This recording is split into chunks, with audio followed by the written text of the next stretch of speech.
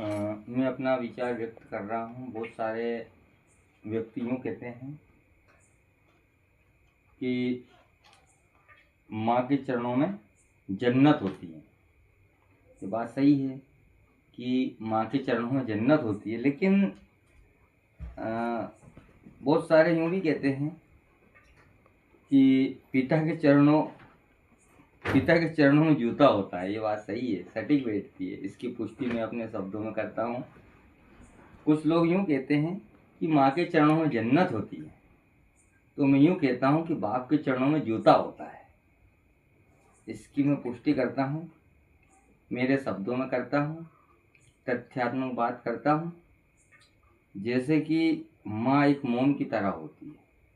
सत्य अच्छी बात हो तो आप इसको कमेंट, शेयर और लाइक करना कि माँ एक मोम की तरह होती है और बाप एक नारियल की तरह होता है।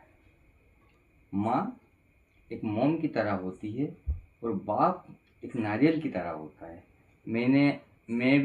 मैंने अनुभव किया और डिस्कस करके निष्कर्ष निकाला कि बच्चे को थोड़ी सी तकलीफ होती है तो माँ की आत्मा, दिल पिघल जाता है, लेकिन पिता उस बच्चे को इतना मजबूत बनाना चाहता है कि समय के कालखंड में कौन सी भी परिस्थिति आ जाए तो उसकी आंख के सामने वो देख कर यूँ समझता है कि मेरा बच्चा कभी भी दुनिया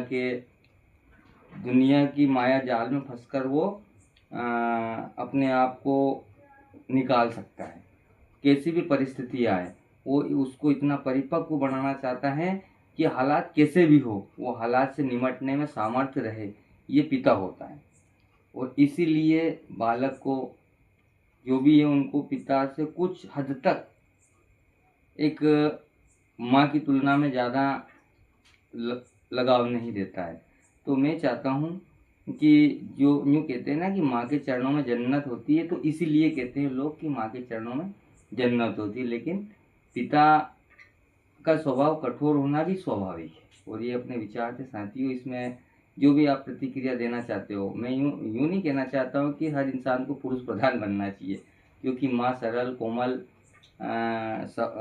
होती है, लेकिन ऐसा कुछ नहीं। पिता का भी कुछ अपना दायित्व और नैतिक जिम्मेदारी होती है।